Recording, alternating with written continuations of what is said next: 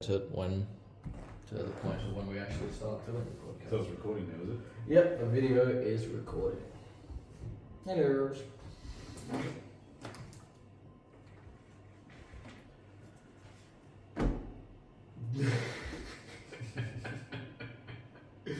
Yeah, we'll see how that goes with the aioli there. I might get sued. Look, at least if you get sued, it'll be for a good cause. Because Good old Heinz garlic aioli. no sane person dislikes garlic aioli. No, that's true. That's why there's a lot of people that don't like them, because they're nuts. They're crazy. They're a menace to society. Except in SA, we just put them out onto the street because we don't have anywhere to actually put them into. So I had to close all of those down for some bloody reason. Alrighty. Now when just about to click record, all the nerves just fucking come right in. Alright. Well, let's have a look at some of the topics. I'm just procrastinating right now. Yeah, pick one to start with and we can go from wherever. That is true. Now I don't even know because we have so many bloody options. Alright, I'll pick one. Go with hobby. Personal hobby. Personal hobby? Alright, that sounds like a good one. Honestly, it seems like a good one to start with, considering it's your first podcast. Show the people that you're trying to humanize with what you do. That is true. Tell them about you. Yeah, that's a good point. Why is this so hard just all of a sudden start? Actually, I reckon you might need to move your mic a little bit closer to you. Or you can start off with that's a lot better. talking about the actual podcast itself. That is true. Now all of a sudden I feel like I haven't prepared enough for this, but it's ridiculous. I've done all the recording stuff that I need to, and it's just a It podcast. doesn't have to be long, like you said. It can just be half an hour if it needs to be. That's true. That is true. And then you can re-watch this and cue yourself, and then you know what things you need to improve on by watching the video and stuff like that as well. Well, that's exactly it. Yeah, that's very true. Yeah, it's the pilot. It's not going to be perfect. It's just going to be shit talking, really. Almost just talking about that would have been perfect to actually be recording right there and just talking about the struggles it is to actually start a freaking podcast. Alright. We are a go. So, yeah. Dope. Yeah. God, it is freaking nervous though, starting it. Well, at least think of it like this. It started now. You're on the air, so to speak. Yeah, that's true. So to speak, you've got everything set up and you're hot and ready to go. That is true, yes. You got to start somewhere. Alright, well, yeah, you said personal hobbies. Let's go with personal hobbies as a good starting point. Well, considering it's your podcast, you go first. Oh, shit. Screw you for that. I was not expecting that. Your house, your podcast. Oh, God. Well, where do I start with personal hobbies? I want to start with talking about doing the ukulele. I guess that counts as a hobby, doesn't it? Do it. Yeah. Tell me about your deliverance days. No, that's more like that dude that just brings it out at a freaking when you go camping, and it's just like the guy that just sits there like, oh, I'm gonna bust out the ukulele. There's just like plucking every third string, just trying to make a tune, and everyone's just sitting there telling him to shut the fuck up. I'd rather put a screwdriver in my ear. Yeah, shut up. Well, yeah, I don't know. For you, anyhow, like the one thing that I've found that like is the most difficult when I'm doing the ukulele. Do you know what the frets are? No. No. Alright. Explain it to me. So, If you can make it last that long. yeah, no. Yeah, it's been bagged up a little bit. It'll be fine. It's $20 ukulele. Maybe that's why it doesn't sound too good anyway. But yeah, the frets are actually the little bars underneath the strings. Oh, no. So to get different chords, you have to press down just behind it and just on it to actually change the tune. Right. And then that would be second fret and that would be the third fret. Yeah, right. But yeah, the tricky thing that I've found with doing it is just trying to actually like swap from one to the other without looking at the strings while playing, but actually like get onto it. Because if you don't and you go, it does that. But if you actually get onto it, it makes an actual tune. Yep. Yeah. And then trying to actually like, so that would be F and that is G. Yeah, right. Well, C. So yeah, C. I need to actually make sure I get those correct, otherwise I'm not going to be able to play music. Professionals at work. See, Yes. see, my best mate Kieran from childhood, he plays guitar, right? Oh, does he? So I remember when we were kids and he started playing the guitar. For years, he would explain to me what this is and what that is. But, you know, as you can tell now, none of it stayed. Nothing really retained. Because it got to a point where he sat there, and for a good couple of years, every time I came over to catch up with him to play games or something, and it was always a specific phone call of, hey, do you want to come over and play Dragon Ball Z? Or do you want to come over and play Splinter Cell? I'd get mum and dad, you know, okay, no, Dennis, you drop him off at Kieran's. No, Chris, you drop, you know. So eventually one of them drops me off because it was always going up and down that bloody hill. And they dropped me off, and Kieran's got the PS2 all lined up, ready to go, but he's got his guitar out as well because he's learnt a new note. And I'm like, oh yeah, all right, cool, yeah, show me your new note, and then we'll get into the gaming. Wicked. Nah. Couple hours later, he's still like, nah, this is what I learned. Playing the guitar, and I'm like, come on, kid, dude, come on. You said game. Let's get the fuck into this. Let's get into this. And he's just so proud that he's learned that note that he's just like, I just got to show it off, man. But yeah, you know, all those years of him telling me this is the new note, this is this is that. Not one bit of it stuck in, apparently. No, obviously not. Like a fret is basically the most basic part besides the strings. Yeah, well, look, I can't. Accidents, I suppose. Brain injuries will do that to the memory. That's very true. Very true. Yeah. No, I suppose for me, my main personal hobby at the moment would be Lego building. Gotten back into it since I was a kid. Well, yeah, with doing that. No, what was it? The Batwing? That was the last one you built? Yeah, the big 1989 Tim Burton Batwing that's model. Freaking...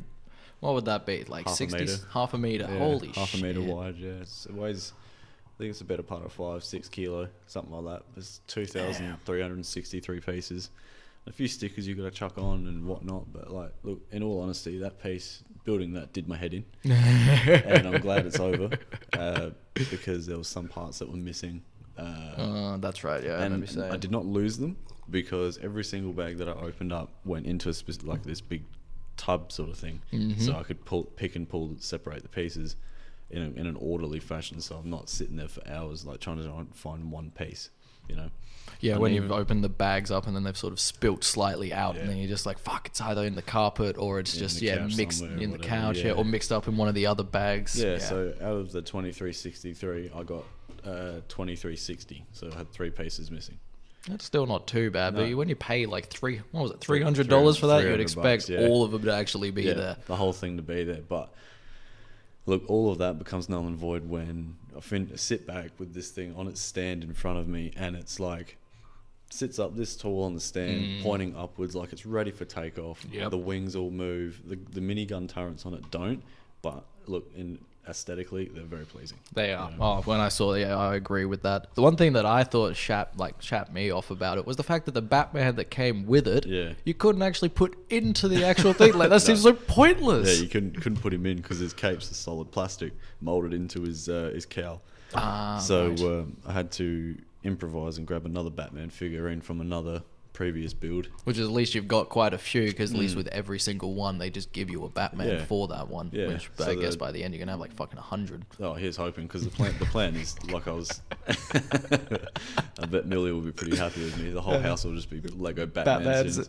Actually just start like putting random ones around the place. It'll just be on top of the fridge, just like next to the microwave. Come on, Mill, I'll put Batman on a horse. That way I know then I'm in. I'm safe. Every build's safe as long as it has a horse in it. Yeah, that's true. That's a smart idea. Yeah. But the plan is to retrofit the cabinet I made in year 12 when we were back in school. Oh, yeah. Turn that into a big old Lego scene, so it'll be, you know, I realise that the Batwing's a little bit big for it. But I can still make something work on top, maybe. I was going to say, you could definitely put that one as the top one. Because like you were saying with you wanting to get the, was it like basically the back cave where it's got all the screens. His full setup with like a little Alfred and stuff. That would be sick. And that can sort of be the next layer down, because then that could be maybe the hangar at the top, or it flying over Gotham. Yeah, actually, that would be a good idea. Actually, yeah, because then you could make the very bottom one of the back caves. Yeah, because then it's like the sort of subterranean levels of Gotham or something like that. Yeah, that's sort of the idea. Because I saw in Kmart the other day, not doing marketing or anything for anybody. Besides the Heinz garlic aioli. Yeah, look, like I said, you're insane if you don't like it. When I was in Kmart the other day, Yes, you are. Great. I was looking for more Lego pieces because Millie wanted to get some clothes because she was going out for dinner with her friends. Mm. So I thought, well, I'll go to the cheeky kids section and have a look at the Lego. And they had one Batman piece there, which was the motorbikes from the new Batman movie. Oh, the one with Robert Pattinson. Yeah, Right. yeah. So I've already got those 2 little motorbikes, and it comes with Catwoman, and she's got like a crate on the back with 2 diamonds in it. 2 like Lego diamonds. They're awesome. Right. And then Robert Pattinson's just on a bike that's just all armored up and sort of thing. Are they like the big ones, or are they like generally like Quite small. So say okay. maybe, I don't know, 4 or 5 inches, something Yep. like that. But I've already got them. So yeah, and then I bought I bought his car, like the Robert Pattinson Batmobile. So that's the Robert Pattinson one. Yeah, the Mustang. Yeah. I thought that had a bit like, because when I was watching the movie, it had a bit more of a. Trying to think of the car, like It's a Mustang. it is a Mustang, yeah, Yeah. but then it has sort of those like more dip wings in at the back, It's got a just before the jet engine part. Yeah, it's the V8 that sits in there. Yeah, Yeah, I don't so- remember seeing that on your Bat car. Yeah, it's in there. Oh, is it? Yeah, Oh, I gotta it's have in another there. look now Yeah, next it's in time. there. And then I've got the smaller version of Christian Bale's Tumbler Batmobile from The That's Dark Knight. So wait, is that the one that you've got built that's underneath the Yeah, so they're Batwing? both underneath there. So when you're looking at it, you got the Batwing, and then you got Robert Pattinson's Batmobile on the left side, and then the Tumbler is on the right hand side. It's only about that big. Ah, okay, yeah. So the real massive one is the Robert Pattinson one, right? Yeah. Gotcha. Okay, Yeah. I definitely have to have another look at that then Yeah, next so time. that's awesome because that's got a steering wheel on top of the roof where you can you push the car along and you can. You can like, actually steer that thing. Steer it. Holy shit! And then if God, you you gotta actually- love Lego for that. If you push down on the actual mechanism itself, like a pen head, you push that down, the engine has got a little red Lego cube with a watch battery in it that lights up. So all the pistons and everything is all clear, but it all lights up red when it's all it moving. looks like he's actually engaging it. Nice. Yeah. Damn. So then inside the car, you got the steering wheel and then the gear lever or the Mm-hmm. gear shifter. If you push the gear shifter forward, where the engine would be on a standard car under the bonnet, yep. hood, whatever, there's a yellow brick that lights up underneath there, but only if you push the gear shifter forward. Right. Yeah, and then as you're actually moving the car, The connected back to, ones Yeah. light up. Yeah. Right. yeah, so connected to the rear axle is the flames that spin, like that would be coming out the back of a jet engine sort of thing. Oh, I But it don't just spins, remember yeah. you showing me all of this last time. God. All right. Well, they're talking about forgetting shit, and that wasn't that long ago. Fuck.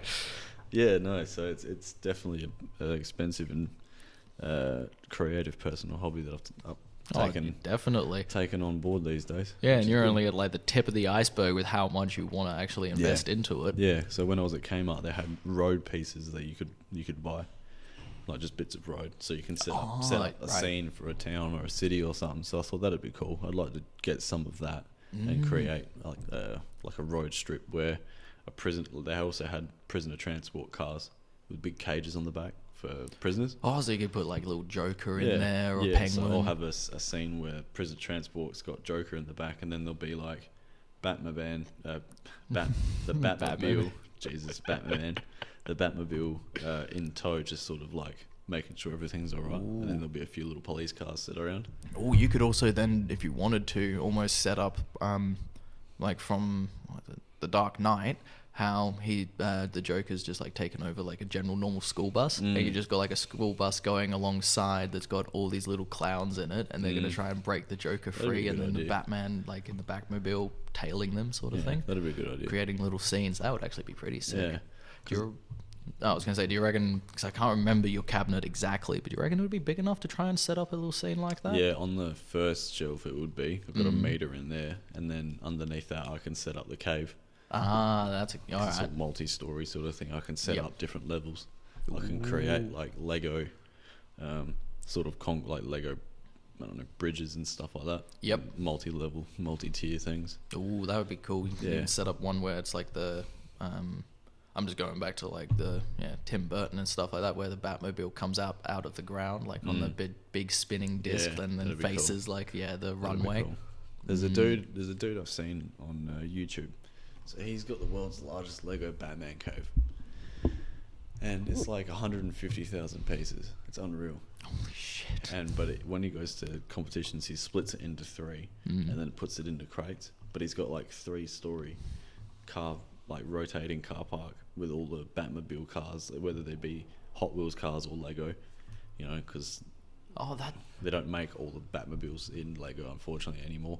Oh, a lot of them they used to. But they've discontinued them. Yeah. Yeah. So like you can still get Tim Burton's, so Michael Keaton's Batmobile. You can either get like the foot-long version, say like the 400 mil half meter version, or you can get the even bigger one, which is like, I don't know, 700 mil. That's my watch on that thing apparently. Oh, right. 600-700 mil, and that's $600-700. But they're hard to find now. Jeez. You know, but Well, I guess actually considering the size of that and considering the size of the Batwing, that isn't that much of a difference in price-wise either. And if it's been discontinued, then obviously it's just that rarity value that's been added onto it. Mum and Dad's next door neighbour William, so their son William, he buys Lego pieces like models and stuff, builds them and then sells them built, because people like parents and stuff buy models already built for their kids. Why? Yeah. That makes no sense to me, because the greatest joy as a kid was Building building them. Yeah, And then building 'em. and you'd just generally destroy them afterwards, and then so you could rebuild them again. Exactly right. But yeah, he makes a fairly big profit off of like spending his time building them, buying them, building them, selling them. Holy shit! Well, good on him. Yeah. You can make a business He's the out of only it. one I know that does it at the moment. Because, like, I can understand when, like, with my Warhammer, like, people will pay others to actually paint their models for them, because it is very time consuming. And if you know someone that's willing to do it and they're a really good painter and they can really create the sort of ideas you want to bring to life. But with Lego, like, that to me just basically kills 90% of the fun out of it. Like, yeah, it's fun, like, when you've got, like, Batmobile or, like, an X-Wing from Star Wars or something, and, like, actually moving it around and, you know, reenacting your favorite scenes. But, yeah, for me, building it was always the greatest pleasure. Yeah. And, like, actually intricately putting them all together and then, like, oh, this makes the wing move. Like, holy shit, yeah. It's, see, to me, when it's all finished, or, like, well, not when it's all finished, but when you're building a certain section of it where there's a lot of moving parts, but if you don't get the middle one right in amongst all of this, you know, this plethora of puzzle pieces that you've got in front of you, if you don't get that middle one right and it's a moving piece, it's like when you used to start up your PS2 but your disc was scratched, so you'd go through the whole loading screen, and then there was always a 50-50 chance as to whether it would continue through to the game or it would take you to the memory card And say main menu. Yep.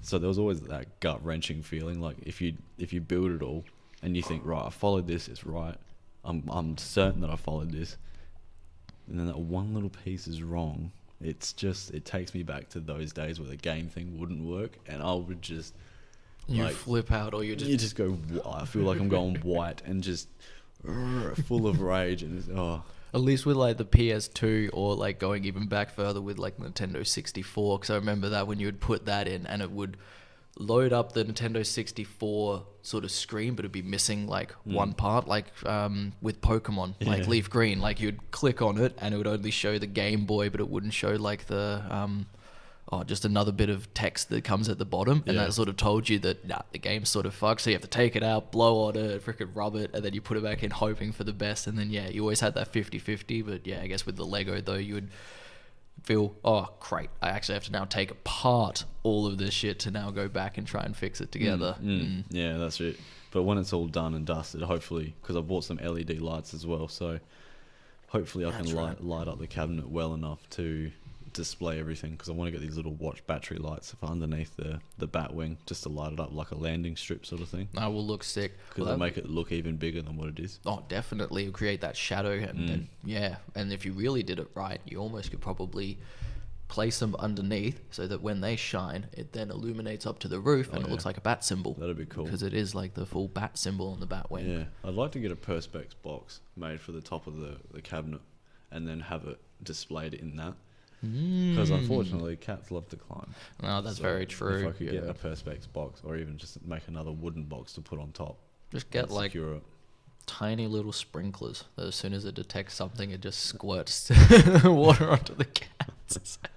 But then you get your Lego all wet, unfortunately. Spray them with like pepper spray. They'll never want to go near it again. Never want to fucking go near you again. No. They'll hate the cabinet because the cabinet sprayed them, not me. Oh, true. Very true. Oh, that's fucking diabolical. No, fuck 'em. They want to ruin my Lego, they can suffer.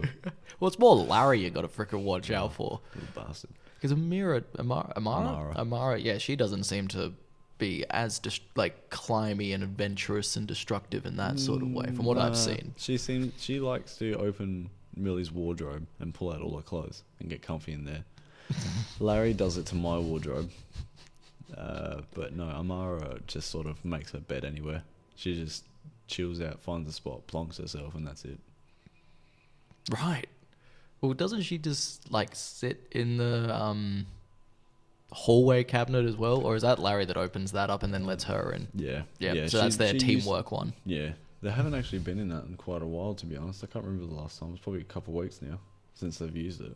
Oh, okay. They keep it open. Yeah. We shut it. They open it just in case. But Right. I've never really seen either one of them in it for a while. So I'm guessing they've now made themselves so comfortable in destroying both you and Millie's personal areas.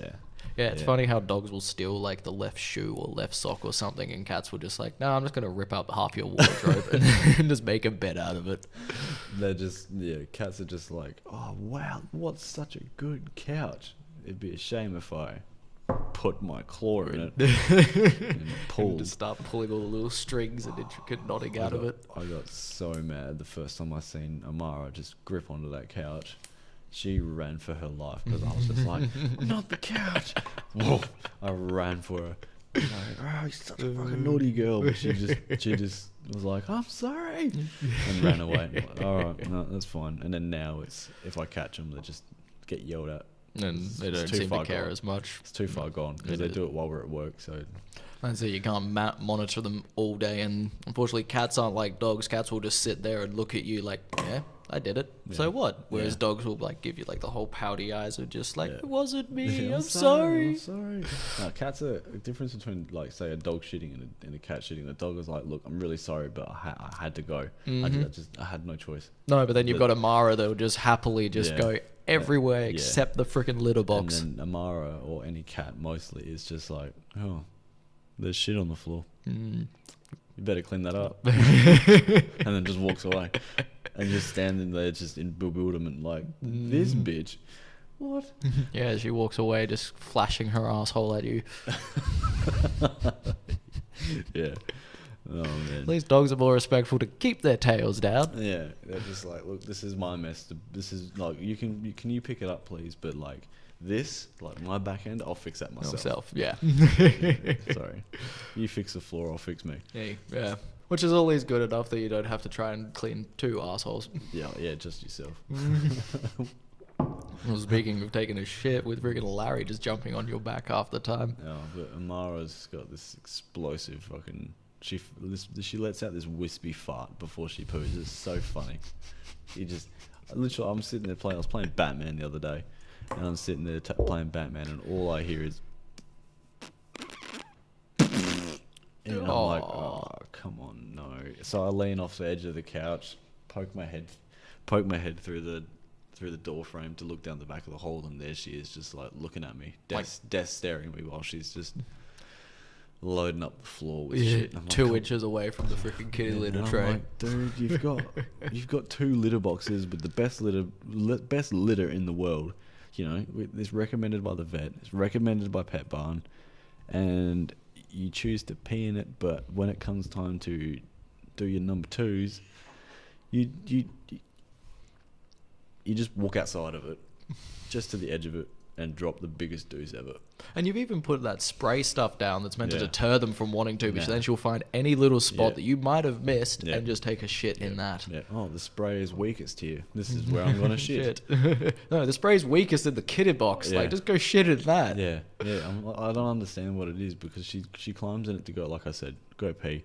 But then when it comes to number 2, nah, don't want to borrow it. No. Whereas Larry's just like, yeah, whatever. I'll do what I do. You know, I'll shit in here, I'll piss in here. Then I'm gonna go back. He's a and, good boy. Yeah. Then I'm gonna go back and eat some more, throw up a little bit, and go to sleep. That's his. That fat bastard. That's his thing. He'll instead of chewing his biscuits and enjoying the taste of them, presumably the cats enjoy them. They taste good because Larry just inhales them. He just inhales them, and then all of a sudden you just see vomited up whole bickies. There's just this perfect trail, and he's sitting there looking at you, not like he's done something wrong. He's just sitting there looking at you like, yep, it's happened. This happened. Yeah, it's done. It's done. It's just what happened, man. I don't know what happened, but it's just what happened.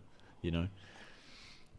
And he's a fucking he's a freaking weird little cat. But it's funny. He started doing flips and stuff now. So when you're playing with his toy on the string, he'll start jumping up and doing full somersaults. It's unreal. Jesus. I've never seen a cat do it. And then when you start doing this, they're both getting pretty More athletic actually. like that, yeah. Well, yes. Well, that's actually kind of surprising then with like Amara, because she does always seem a lot more timid, whereas Larry just basically freaking comes up to anyone and just wants you to give him love. Yeah. It takes a bit for Amara to come out of her shell, but once she's out, she's out. Yeah. It's only taken her 3 months. But it's the funny thing, like I always say to you, of like just the personality traits that the animals seem to take off. Larry is entirely like you, and Amara is entirely like Millie. Yeah. And Millie does all like she is open, but she does seem a bit more reserved when meeting new people. Whereas you're just like, oh, I don't give a flag of shit. Hey mate, how you doing? Yeah, what's going on? Exactly. You're just open right from the get go. What makes you tick? Yeah. I want to know about it. Well, that's exactly it. And I think that's like it's good to be obviously a bit reserved, but then when you actually have the confidence to sort of be open, it helps you actually understand the other person a lot easier and a lot quicker instead of being reserved, because then when you're reserved, they're going to be more reserved, and you find it much harder to find out how the other person like ticks. That's why it's good for your podcast, I guess, for your first one, to have someone that you've known for a number of years, because then you can keep the conversation flowy. Oh, definitely. It's not that sort of stuttering or staggering of, oh, what do I say next? Oh, Jesus. Exactly. Oh, fuck. You know, getting scared or whatever, but at least with someone, you know, the conversation can just keep going, because with, you know, like a podcast like this, I suppose, because it's not just the audio side of things, it's the visual side as well. Exactly, yeah. So you got to keep everybody entertained in some way. Well, that's very true. Yeah, you got to have the visual stimulation as well as the audio stimulation. Yeah, and well, yeah, with someone like you, I do find it a lot easier if I slightly stumble in what I'm saying. You will still understand what I'm meaning, and then for the listeners, if I need to, I can backtrack and like go, oh, I was meaning this or something like that. But when you only know the person like either from a few conversations or not really, you definitely do feel that a lot more, and actually trying to like, oh shit, wait, how do I want to word this? And stumble and stutter a little bit more. But like the fact, we've actually been going for almost half an hour now, and I was literally just on like Batman, Lego, and cat shit. Like, so great conversation starters. I think we're doing well. I think we're doing very well. I'm pretty happy with this. And the audio sounds like really good. So yeah, it'll be interesting to hear this playback and actually try. But no, ladies first. No, ladies first. And I thought, well, no, if you off you go. No, I was gonna ask you the on the Lego thing, because I had written that down as an obscure confession of mine that, you know, I was 26 still playing with Lego sort of thing, you know. But there's obviously like shows like Lego Masters where there's like a massive variety of people, different ages, that are building just extraordinary things. Come on, it's got Hamish Blake as being one of the main what would you call Hosts them? or something. Hosts, Yeah. that's it. Yeah. That show is just unreal. No, he's just got a very out there personality that works very well with that, because it's funny when you've got like you got a lot of people with the Lego that they're very serious on what they're wanting to create and like not wanting to muck around. And he's coming up there like, oh, can I just move this little model or something? You see their faces go, you fucking touch that. I'm going to launch this at you. Is it strong enough to stand me tipping it over? Let's find out. That. You see them get like basically their assholes just really tight up. Don't do it, please. No, but see, like one of the episodes that I remember we watched, I think it was with Millie's parents. One of these brothers were on it, and they the idea was to build something of water. You know, whether it be like, you know, it could be a rock, it could be seaweed, it could be a creature, it could be, you know, a whatever, a lake, whatever, just something that involves water. So these brothers basically built this, and they have, I don't know if anybody's seen the show, possibly, but they've got a massive access to like millions of pieces, you know, like massive shelves. They have to go climbing, you know, you don't have to know just about know parkour to get up the top to grab the top pieces, you know, and then it's all like Lego, like all the moving pieces, and it for what they did was they built this massive sea serpent that sort of like came out of a body of water, like the ocean sort of thing. Ooh. They built ocean and rocks and stuff, and it came out and it just wound its way up, sort of looking like Arbok from Pokemon. Yep. Yeah, sort of looked like him, but he was blue with orange gills, and he looked So maybe like, a bit more like Gyarados or something. yeah, but with the face of so more like Gyarados with the face of Arbok. Fuck, right. Yeah. So more of a snake face to it. Yeah. Ooh, okay. Yeah, so and it moved, and the whole idea was, the challenge was, what they had to do was all their Lego pieces were lowered into this. They built them on a big plate, but then what they did is they put them in this pool, like this deep pool, and the challenge was, because there was people that built like bridges towards Poseidon, and one couple actually built Poseidon, like him kneeling against his trident. Ooh. That was unreal. What episode is actually this? Because I'd be curious to I check can't it out. really remember. It was a couple months ago. Oh, but, like, so pretty recent though, like, because this has been going for like a few years now, hasn't it? Yeah, it's a couple months ago, so it's not too long ago. But yeah, they built Poseidon, and they had to lower them, put them all in the bottom of this pool, and the challenge was that if your piece moves, what we have to do is, because they're all a water scene, they have to all survive being underwater. So what they do is they start filling the pool up with water rapidly to see if anything would fall apart. And then once it's full and all your pieces underneath, and they get all the photos, and they get everything that they want to get out of it. So like all these different videos and these sort of scenes that they recreate and whatnot. They drain the water and see if, like, again, if anything falls off with the deep pressure and yeah. So that's actually pretty cool, because then the Poseidon one would kind of, if it did stay fully submerged, would just look like the submerged part of Atlantis or something. So they put lights and everything around them. It was pretty cool. Ooh. It looked like, you know, if you were scuba diving and you've just found Atlantis and you're looking at all this different stuff looking around, sort of thing. Okay, that's actually a good idea. Yeah, it's pretty cool. It was really cool. Because I remember the last one I saw, I think it was like all sky based, so like floating planets, or like there was one that was basically like a chunk of the planet has basically been broken off, and they actually had to test, can it be hung? Can it actually hang, or is it going to like fall apart? And I remember one of them was like this massive blimp, and it just broke in two. And the people were so freaking broken, and you're like, damn, that would have looked sick if you were actually able to hang that. Yeah, but I bet. I feel like though from what I remember, it must have been more though where they had actually attached the supports. Okay. Like I think they only added it like on either end, so then it created the weak point in the middle and then just broke. Whereas if they added like a middle brace and then actually strung it there as well, it would have given it a lot more structure and a lot more support. But yeah, I can't remember which episode that was. That would have been over a year ago. But I'll definitely be keen to give that a look. Yeah. Oh, it's well worth the watch, because the stuff that these people build just like off the hip, just quickly. Oh, like, I know, right? Like, I don't know what the actual filming schedule is, because, you know, it's like Biggest Loser. You know, when I first met Cozzy in year 7, he said that the Biggest Loser, like the weigh-ins and stuff, were filmed over 14 hours. Jesus. Weren't allowed to eat, but they had to stay in that weigh-in room for 14 hours. Holy shit. That's how long it went for.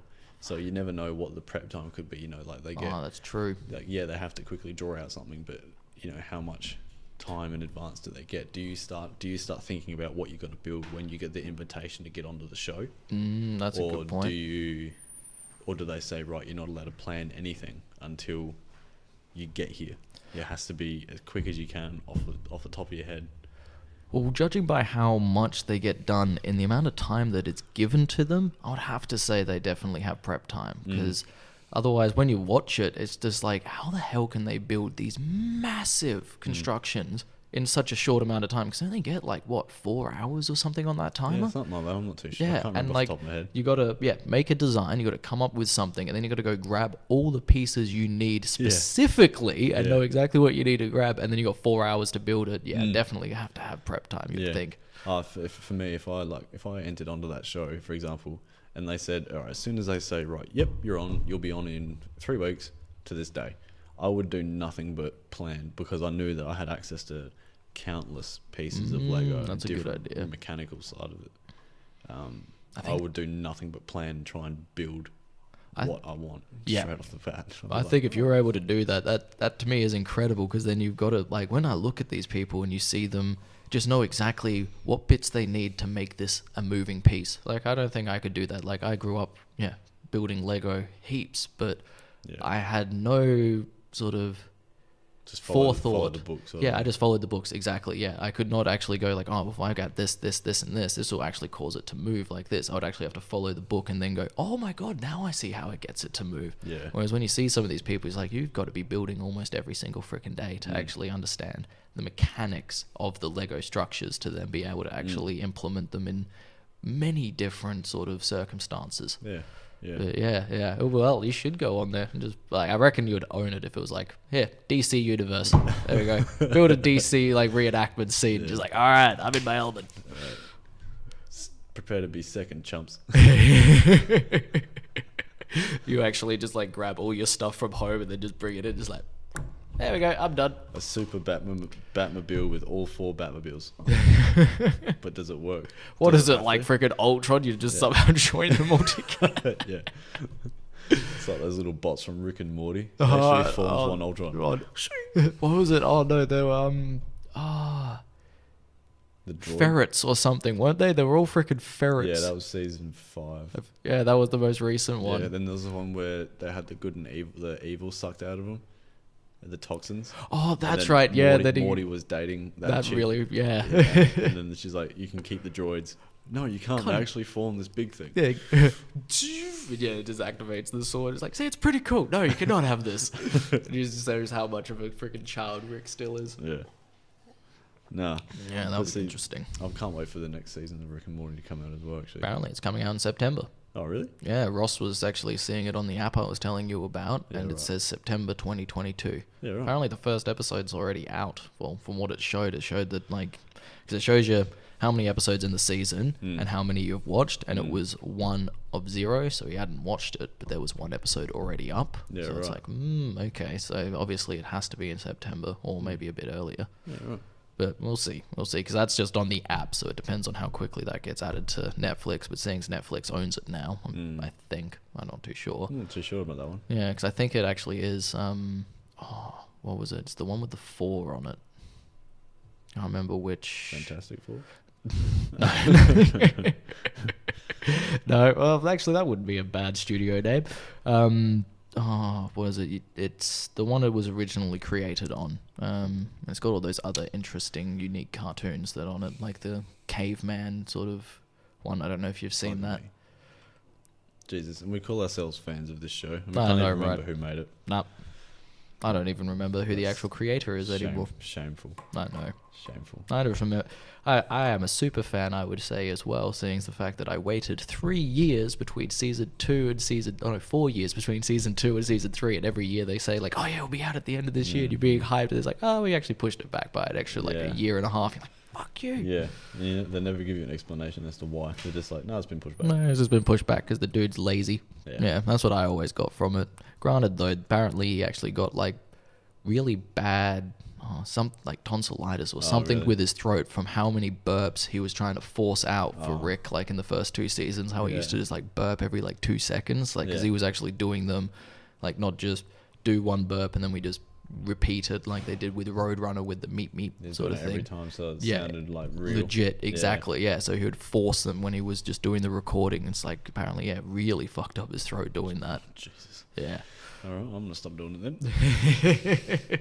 I don't think you're doing it anywhere near to the extent that this guy was. Nah, not yet. I can't remember his name. God, that's going to freaking eat me up. You know what? Actually, this is the reason I have the computer here. Is I can actually quickly look up anything that I need correcting of myself. Thank Christ porn didn't come up. Oh man, that would be scary for the little kiddies that are watching this. Get your first introduction, kids.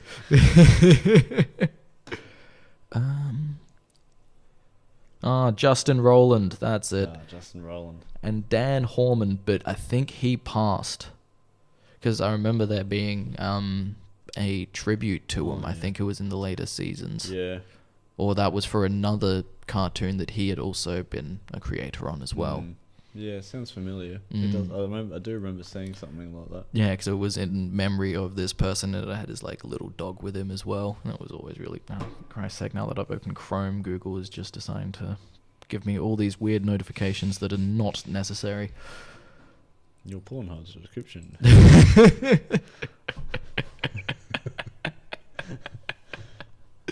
No, just, I don't think I should actually say it, the site I use. I think that's a bit too much. There you go, that's my obscure confession. Pornhub site.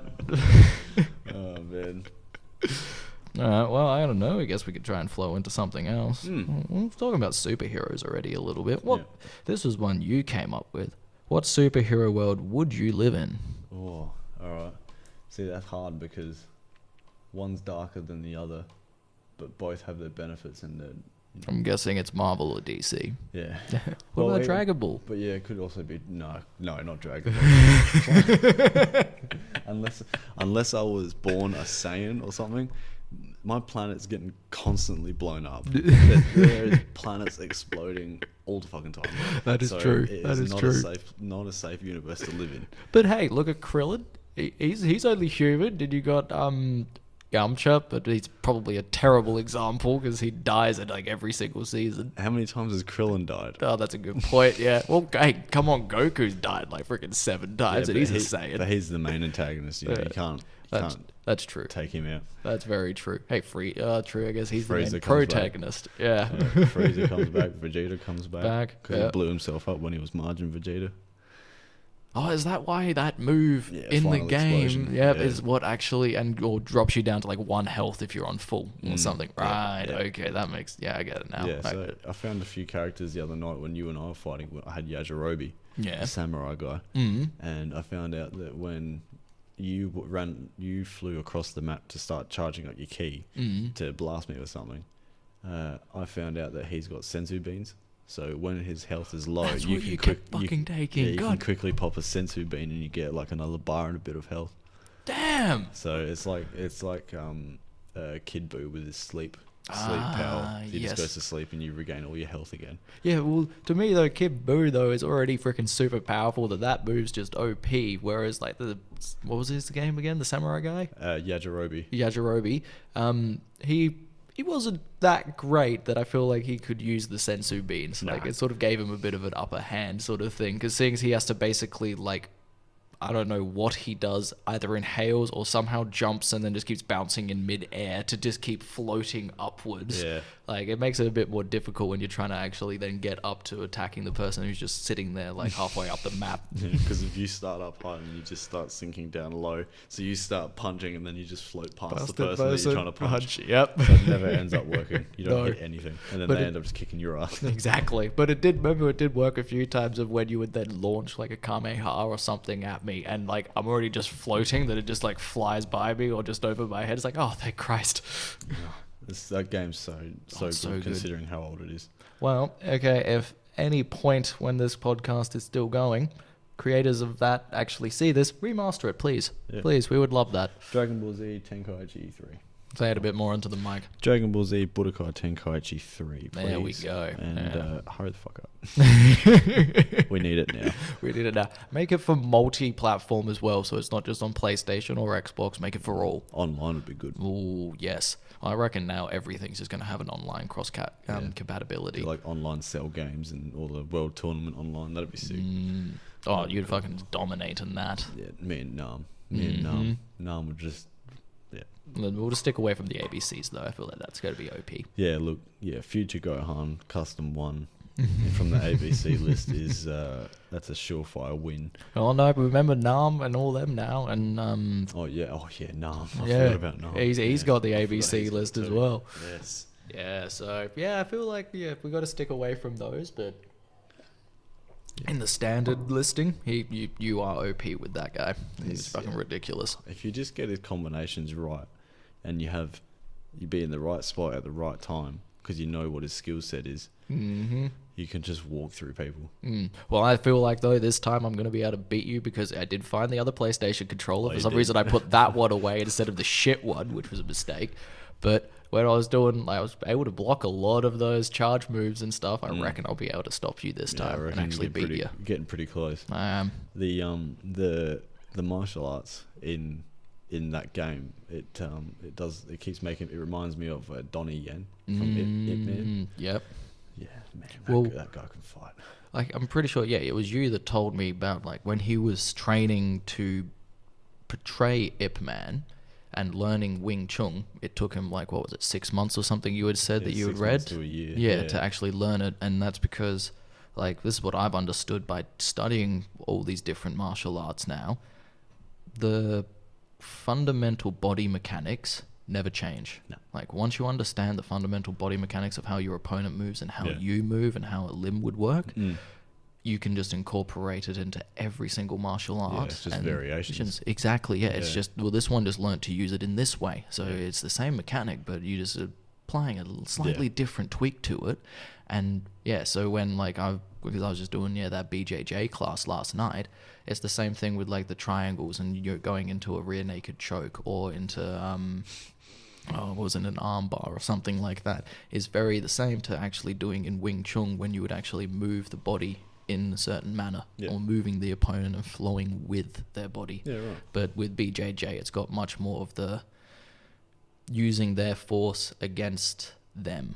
Because when you're trying to go up, like, we've got this guy, Ben, who is a fucking giant. Like, I feel like he is, what's that old... He was from The Princess Bride, I think it was. Andre the Giant. He is literally like an offspring of Andre the Giant. He is freaking this big, this broad, and his hands are like two of mine put together. Jesus. Yeah, he is massive. That if you try and beat him with strength, he's literally just going to pick you up with one arm and just throw you onto the ground. But That's terrifying. It is very terrifying. But he's very humble. He's very nice. So, like, he's sort of that, like, he's a big cuddly bear sort of thing. Don't want to piss him off, but he's a nice bloke. But if you want to beat him in the, like, grappling part, you literally just have to make him do all the moves and you counter them. So you're using his energy against him. So if he tries to grab and pull you, you go with him, because then by adding your force to his, you can then, if you do it right, throw him off balance to then actually, get him on the ground, and then you get him into an armbar. Because as soon as you get them into, like, a very vulnerable position, doesn't matter how strong you are, the body isn't meant to move like that. Like, if you've got the arm behind your back, someone really strong might be able to pry it out, but then if you just slightly adjust a little bit more of your body weight to one direction, they've got no strength there, because the muscle is just not meant to actually move in that direction. Yeah. Incapacitate. Yes. Without much effort. Exactly, yeah. Like, but if you're just trying to beat them with the strength, they're going to easily win. And that's where, like, females are the best, I think, to watch and observe, to learn technique. Because especially if they're going up against a guy, they know instinctively that they cannot win by physical strength. They have to have technique. And you see them perform it so much better than guys, because as soon as guys stumble on their technique but know that they have still got their strength, they will go to that strength. We always will automatically go to the, like, immediate, just last resort of, okay, well, I can just muscle through this. uses much more energy though, and then you actually get more tired and more likely to lose in the long run. It's like with rock climbing, and you see it with the girls all the time. They know how to basically put their leg up in these weird like positions, and guys can do it too, but we don't think about it as much because we know we've got the upper body strength just to like, oh, grab, pull. All right, cool. I can grab that one now. Pull. Whereas the girls are like, okay, I get my leg up onto this one. Oh, now I'm actually up here without actually using any effort whatsoever, and they can do 3 times more climbs than you can because they've used very little effort. Yeah, and they've actually just used techniques so much more. Yeah, I found that when we went to Beyond Bouldering, Millie was just a little bloody spider monkey. I can imagine she would be. Oh, she loved it. Well, we will have to go again because I wanted to get back into it. Sal and Chris and stuff, they still do it, and Sally is, I would say, the perfect example of what to watch when you're wanting to learn technique. Like every time I see her, she just glides up a wall. It's not like she's actually really exerting much effort unless she's doing something well, frankly, anyone I think would struggle with. I couldn't believe the core workout that I got from doing it as well. I couldn't believe it. I loved it. It's a whole body workout. It's really good. I've got an app on the phone that keeps all the wallet cards, and because loyalty a member Beyond Bouldering, you just scan it and you get points or something there. Oh, I did not know they do that now. Oh, okay. I have to look back into that. You're just looking up different cards. It's in a different app. What's it called? The app is called... It's just here somewhere. The app is called... it's eluded me. Where is it? It's here somewhere. But it's basically... It keeps all these cards in... Like, on it as loyalty sort of things. Oh, here we go. So then you don't have to have them all in your wallet. Yeah, stow cards. So, like, that's the Beyond Bouldering one. Right. Just like a... details and stuff like that, so you just can you also use that just to scan yourself in when you've paid for a membership? So it's basically like the little one I've got on my keychain then. Basically, okay, gotcha. I didn't know they did though, like points benefits or anything. I think it was a point thing that I heard overheard someone saying. Damn, so if that's the case, that's dope. That is, yeah. Well, that's actually just better for the business then, because they've now got Keswick, Kent Town, and Clovelly Park. Yeah, Clovelly Park. I haven't been to Clovelly Park yet. I need to. Clovelly Park's one.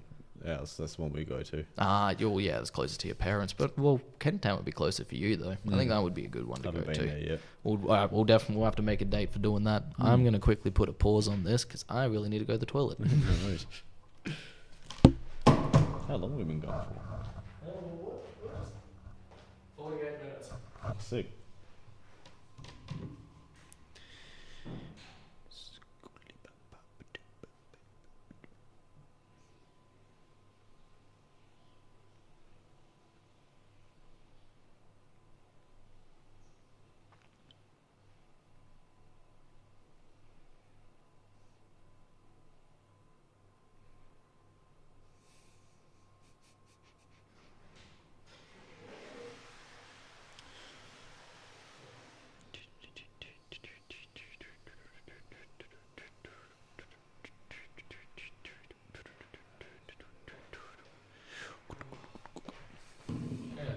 Pretty well for a while. Oh, damn it. The only problem with these bloody chairs is they're just that little bit too high that you can't get your legs underneath. But oh well. Yeah, I'm pretty good for 50 minutes. Yeah. Not thinking about it anywhere near as much as that was at the start. My nerves have definitely subsided, I guess is the right way of putting it.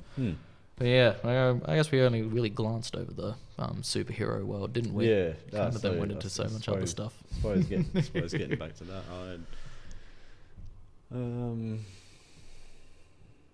look, I think I'd probably have to go DC. You'd go DC? Yeah, I think I'd go DC. Ooh, okay. I think I want to live in Metropolis.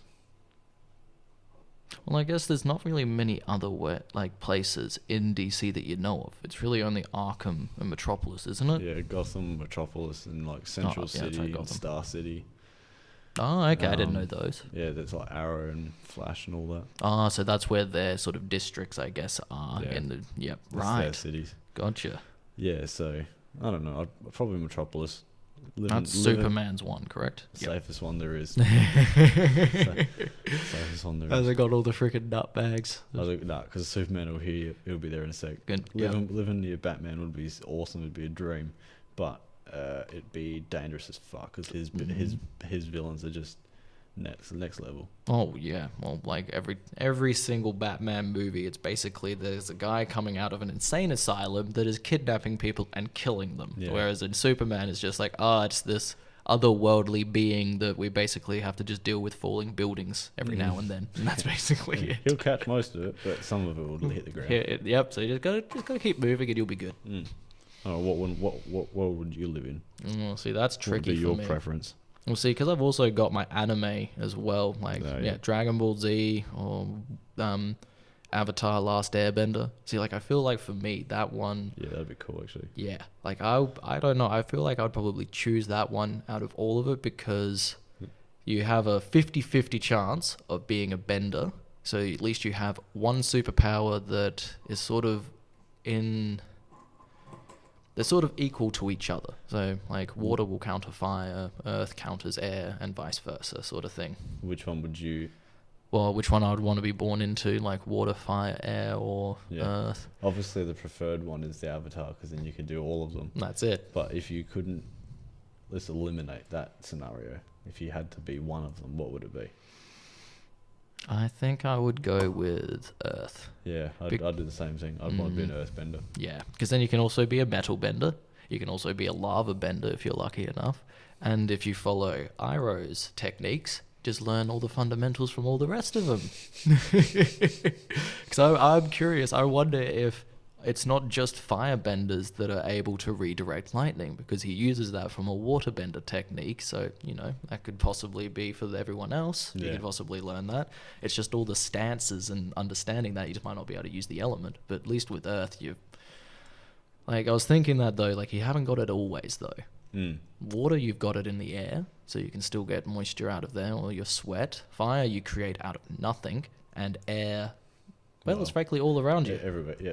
Yeah, whereas Earth, I think we've chosen the one that's actually limited to where you are. Like, if you're in the air, you're kind of fucked. But if you're underwater, you could still be an earthbender too. That's very true. You could summon the earth beneath the water. Yeah, that's very, very true. Actually, Toph does that, I'm pretty sure. You could redirect the water with the earth underneath it. Ooh, yeah, and then manipulate the current like that. Yeah, true. There's Box the water in. Yeah, you just got to have the imagination to actually utilize it in a good aspect. I like that. And be powerful enough to manipulate that weight of Earth to move. That's, and to box in that many billions of trillions of liters of water. Oh, that's true, yeah. However many liters of water it is. Oh, it's hard to... I actually had to do that for figuring out how much concrete I need to put poles in to do a retaining wall. And when you went to cubes instead of squared, it's so much different. Like, I thought it was like, just basically adding like an extra 2 zeros or 3 zeros. It's so much more than that when you're just trying to figure out all the little bits in between of what's actually in the cylinder or the shape that you're needing, and how much volume it actually now requires is so much more than what those numbers are. And you're like, fuck, okay, right, now how do I transfer this to how many bags of cement I need or something like that. Like, I eventually got there in the end, but really took me back to, God, I wish I was still in high school and I could go ask a maths teacher. Just like, how do I do this again exactly? Yeah, and Mr. Z, how do I do this? Yes, Mr. Z. He was great. Mr. Zidkovic. Or Zikovic. Yeah, Zikovic. Yeah. I think it was Zikovic. He had Parkinson's. Oh, shit, really? Pretty sure it was Parkinson's because he always had the shakes.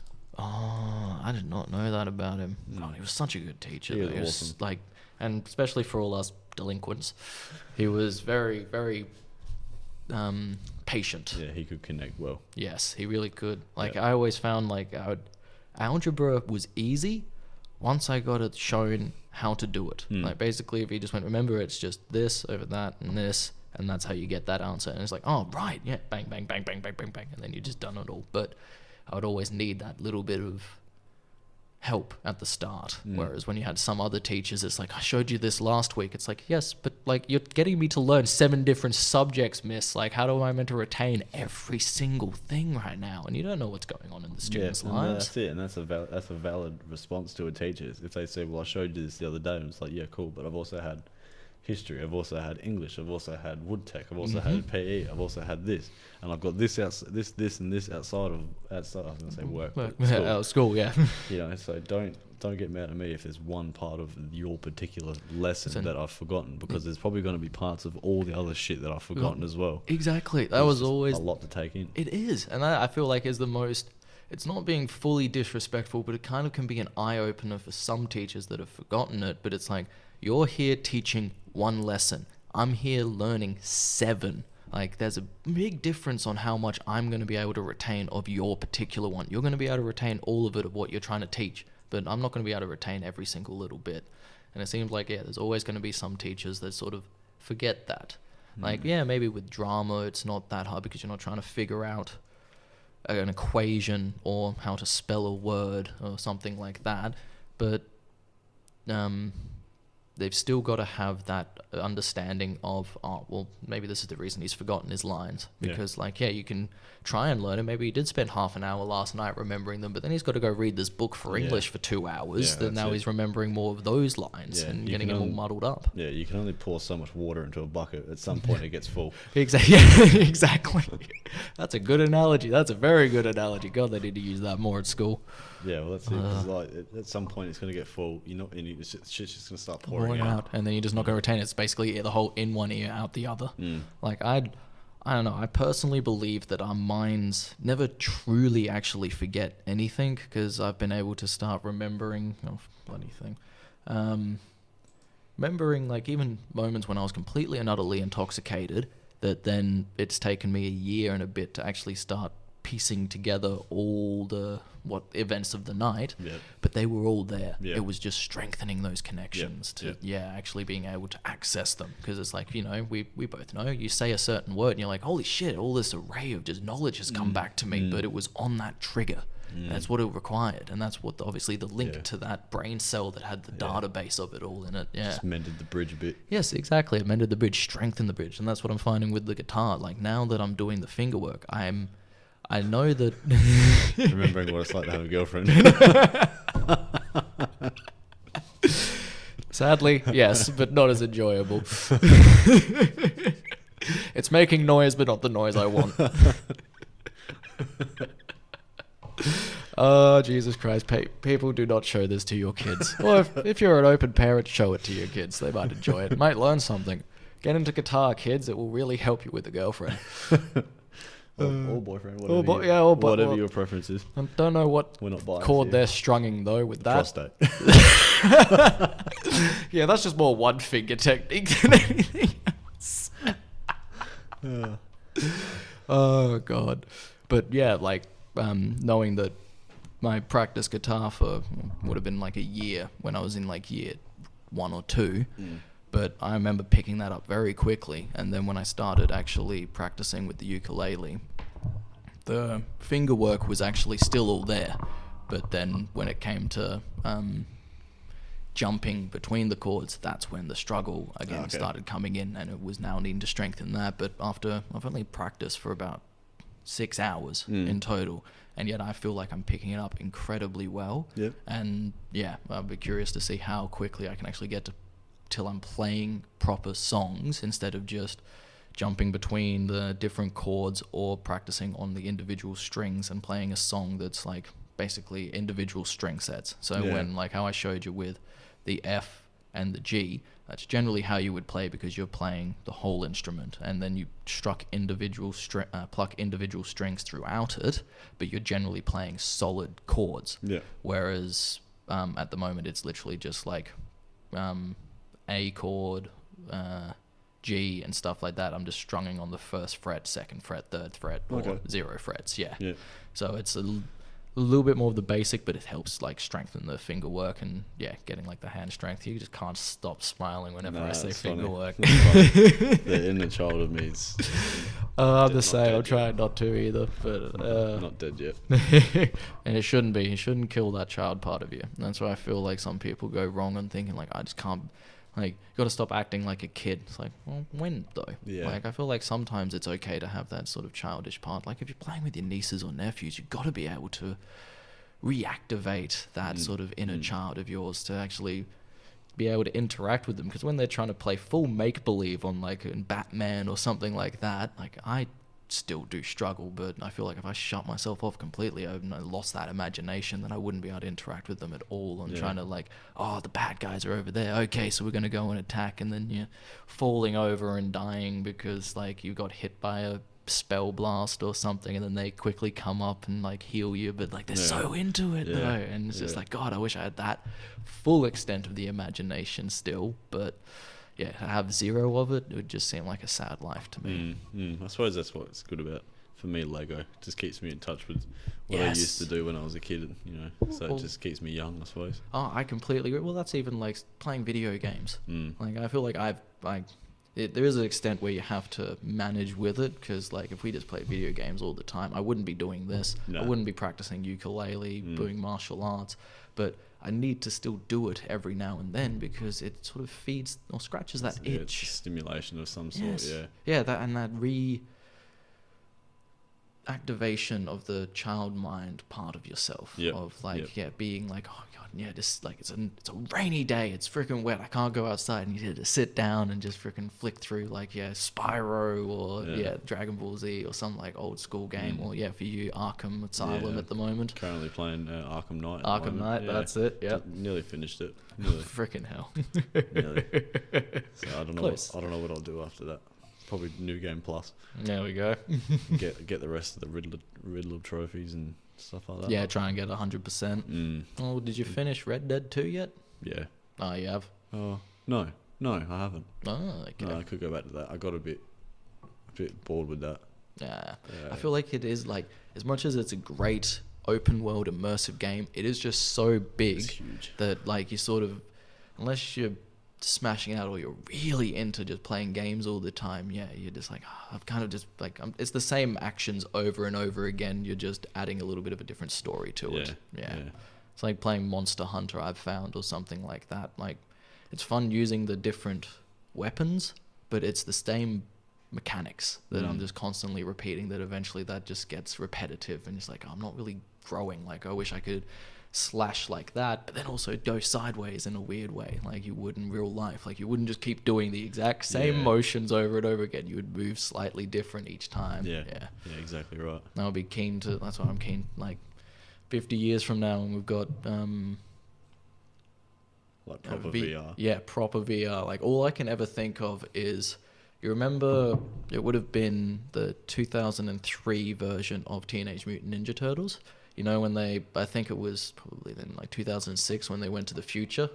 Like, they got all propelled into the future. And it was basically Teenage Mutant Ninja Turtles in the future. Yeah. I just remember Michelangelo being in, basically it's like a full harness sort of thing, and then it's sort of like a 3D hologram projected around, so that you only can sort of like, it's like basically you just turn this room into its own little world, and you can only really interact with it in there, but you're fully just immersed in there. So it's like a simulation room. Instead of you just basically putting on goggles, having gloves, and trying to create the world around being like it, you actually just select and isolate a certain area, and it fully immersively becomes like that. And he's able to fully just be himself and actually interact without having to just have glasses and headphones on to make it seem like he's in that world. It actually creates the world around him.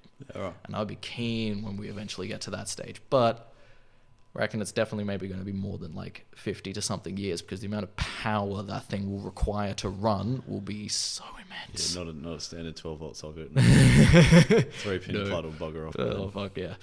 But, well, hey, in saying that though, like, phones used to be able to only take on so much information and only be able to hold so much power. Yet the batteries now are so much smaller and yet have so much more capacity to them. So we might be able to get to that stage in 50 years, since technology is advancing to that. And it is jumping forward pretty quickly these days. It is, yeah. And especially like with solar panels and like just batteries and stuff like that, we can actually store enough energy that it's like, okay, it might take so much to run that, but if you were to save or to store this much energy on your batteries, you can then isolate that certain area and just use those batteries to a certain cutoff point. But it's more of a limited time thing than something you could run 24/7, because obviously it might short circuit the grid. Thank you. I don't know what I was trying to say there, but yeah, that's a good point. Yeah, see where it's like in 50 years. You know, Yeah. Well, we definitely. might be able to contribute to that because, come on, we're only freaking in our early mid-20s. Yeah. I keep thinking that sometimes that, like, I don't know about you, but personally, I feel like I should be further forward in my life than what I am, yet not recognizing that I am still young in retrospect. And I feel like it is because of social media, because you do sometimes see these 21-year-olds or even 19-year-olds that now have a house and these freaking amazing cars, and like he's already a CEO of this company, but then I feel like we have to tell ourselves is more of the important and not rely on social media to stop portraying it, because that's a part of what social media is. But we tell ourselves that, wait, yeah, but he's one out of how many others? Like when you look at all of our friends, how many of them are CEOs and own their own houses? Yeah. Sweet F&A, really. Like we're still in our early 20s. Like we've got plenty of time. It's a hard time to earn and like it is. And own your own home. Oh, 100%. Like, yeah, the housing prices are going down, but interest rates are going up. So like a few of my friends that have houses with their partners, they're going to have to go up. They're apparently expected or estimated to go up by an extra $400 to $500 a month, which like in grand scheme doesn't seem like that much, but when it comes to like how much you're saving or wanting to spend on just like, oh well, we wouldn't mind going out to the pub with our friends tonight, we can't, because that extra $500 a month is $125 extra a week we're having to take out, which is our entertainment budget or something like that. It's like, the housing prices are going down. It's like, yeah, but when you get into one, then you can't live. Like, do you want to own a house but not be able to enjoy your life? Yeah. And it's sort of, a real hard sort of aspect to try and follow down. Yeah, that's it. And until actual wages go up properly. Yes. That's the way it's going to be. Well, that was sort of the problem, was when during the pandemic, from my understanding, was we had a lot of people from Victoria and New South Wales that are on much higher incomes because their housing prices are so much drastically bigger than ours, or different, that they were able to come over to South Australia and actually buy a bunch of houses, but still be earning the New South Wales to Victoria wage, which completely outcompeted most of the people in SA. Yeah, and especially standard labour wage here is 30. Standard labour wage over there is 41. Yeah, that's a massive difference. And the labourers are still struggling over there. Over there, yeah, I could imagine, because like most of the people that seem to be able to get comfortable housing and stuff are these people that are great at coding and basically on $125,000 a year, if not more, just for sitting at the computer, just basically typing out new code. Whereas the people that, actually help build the structures, but it's viewed as more of a simple task instead of actually being a high valued job, are struggling. And it's like, but if we weren't actually still around doing this sort of stuff, you wouldn't have an office to sit in to actually be able to do all your coding or anything like that. Like, why is yours viewed so much bigger than ours? It's like the whole problem of, why are politicians earning freaking $500,000 almost a year in some cases, depending on what avenue they're in, or still able to earn, what was it? I think like the Prime Minister is, and I should probably check this up, but I'll correct myself later, easily over $100,000 a year, if not up close to 200,000, and then they can have all these other business avenues that they're getting money from. It's like, no, if you're in that position where you're able to go and like, you own your own other business, you got freaking 7 to 8 properties that you're now renting out, you should be choosing as a representative of the people you're meant to be governing to take a huge salary cut to then put that back into the into your society, into your community, instead of just pocketing it all and saying, but it eventually goes back when I buy groceries and stuff, that goes back into the I'm trying to think of the actual word, economy. Thank you. God, I can't believe that was actually stumping me, and I'm going to try and get into politics and I can't even freaking think of that word.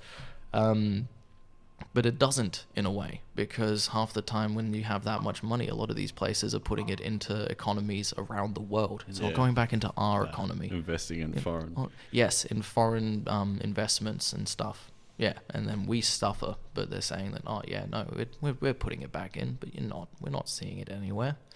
Yeah, that's sort of the areas I guess we have to look at later on to try and change. That went to a depressing sort of area. No. Educational. That's very true, yes. And it's just giving our inputs on what we see in our society as citizens. But yeah, I don't know. Let's go back to superheroes. Superheroes? All right. Well, I was thinking just going back to like the universe, because like I would say, yeah, Avatar, Last Airbender, but a bit of me still, yeah, I don't know, Marvel. Like, grew up watching that sort of thing. Like, yeah, the likelihood that you're going to be Iron Man or Thor or something, but it'd still be cool to actually interact in that sort of world, because you could still make something of yourself. Yeah, you got a possibility of being a mutant as well. Well, that's very true. Yeah, you got X-Men that evolves in part of that, but then like, I don't know, there's Naruto for me and all of that sort of stuff, but then in that one, you're freaking basically thrown into a war zone at like 8 years old. Nah, you're right. Well, true, you're throwing like ninja stars when you're like 4 or 6. Like, that's pretty cool. It's a good chance you'll die before you actually ever get laid, but yeah. I did throw a ninja star until I was 13 in year 8, and I made one in Metal Tech with Mr. McMahon. Oh, God. And I threw it and it went straight through the wall into the classroom. Yeah, we got away with a lot of shit we shouldn't have at school. No, he didn't let me get away with that. I remember with Slade freaking making stakes, basically, like vampire stakes, just with the sander and wood taking. You just get the little cylindrical wooden pieces and you just, and then it's like, yeah, it's like made probably about 12, and then the teacher started, I think found, because there was a group of us, found one of them, and then we all tried to like hide ours. And I remember just doing the stupid year 8 thing of like being the main focus of like, okay, well, like, I know you've had them, where are yours? And being like, oh, I don't know, sir. Like, all right, everyone look around, where could they be?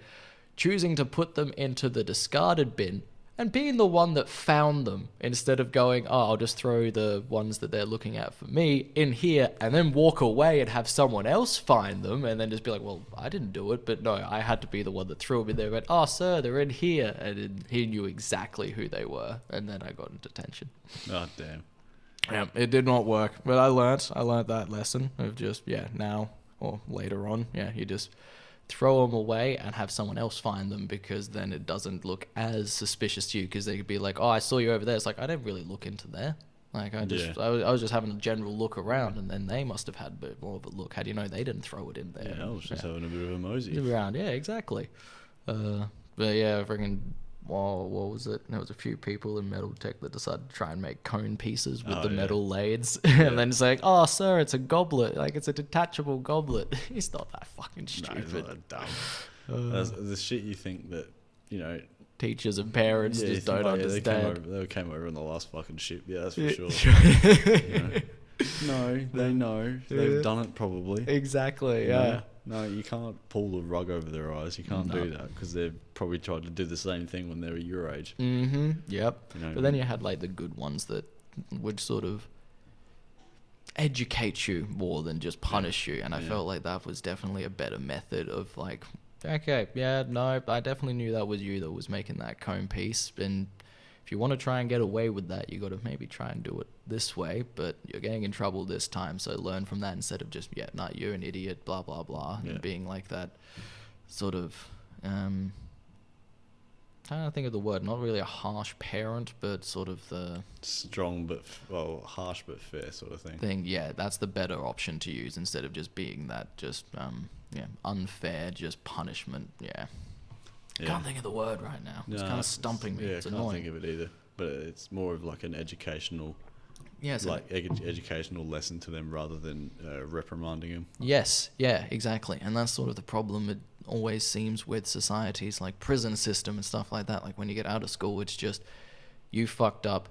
Use the punishment. There's no real way of trying to teach them a lesson, because to us or society so much at the moment seems to think that it's just too much effort to try and teach someone. And it's just like, yeah, maybe some people don't want to learn, but you can't just then assume everyone doesn't want to. Yeah, that's it. Yeah. That's because that's I suppose being critical of a whole society, based off on individuals. Yeah, based off individual studies. Mm-hmm. Yeah, and you can't do that. No, because everybody's situation is different. Well, that's exactly it. Yeah, and that's the thing when it comes to like school and stuff. Like if a good teacher recognized when a student was struggling outside of school and then tried to manage with that student, and then you had ones that just basically like, this is just my job, I just come here every day, I don't want to deal with that, that's not my problem, I'm just going to treat you the same as everyone else, but not understanding that, well, we might be struggling at home, so then that's the reason why he's failing in this class or is lashing out and stuff like that. Like, yeah, it's good to have counselors, but you need to be working with the teachers to do that. Yeah, and absolutely. I actually heard a interesting thing on the radio the other day, that they're now actually trying to add a system in where good teachers, like ones that are actually doing their jobs properly, but it depends on how they view by what the teachers are doing properly, will actually start getting paid more. So that will be adding into their pay grade, so they keep good teachers around, more rewarding them for actually doing good efforts. But are they only going to be looking at grade aspects, or are they going to be also looking at managing students' emotions and how they actually deal with the person as an individual? Then like, oh, they got good grades on this. That's good. Like, that's a good appetizer for people who want to look into teaching as well. You know, like reward for your effort, but what are you rewarding? What are you rewarding? Yes. You know, like what do the kids have to do, or what do the teachers have to do in order to get this pay rise? You know, do they have to have a success rate of 98%? That's almost unachievable. Well, exactly. Or is it only a success rate of, even if it's like 80-70%, but it's all figures on the paper, like the students handing in all their homework. But if you add the aspect of having a counselor, not sort of intervention, but incorporation into it, where then, okay, how are the students finding the teacher? So they're not just going off of like, okay, so the teacher has had 70% of the students get A+, but when the counsellor has gone and talked to those students, a lot of the students that are failing are feeling like the teacher just does not pay attention to them. And then so it actually limits how much, so because it's like, well, this teacher only is getting 20% of the students getting A+, most of them are getting Bs, maybe Cs, a couple of Ds.